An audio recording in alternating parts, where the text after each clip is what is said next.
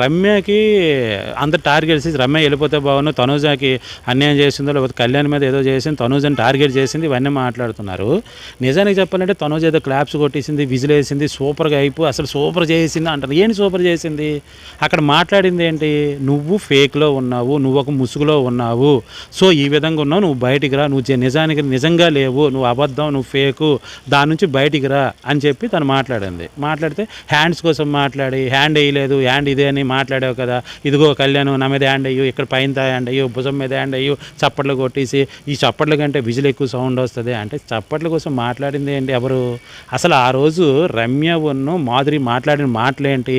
రమ్య ఏమన్నదంటే లేదు ఈ కళ్యాణ్ ఊరికినే తనూజాని మీద ఇలా చెయ్యేస్తాడు, ఇలా లాగుతాడు, తను మాత్రం తప్పించుకొని ఇలా తోస్తున్నా కూడా ఎక్కడో ఒకదే టచ్ చేయాలని చూస్తున్నాడు, నా దగ్గర మాత్రం అలా చేస్తే మాత్రం తొక్కు పడేస్తాను అని అంది.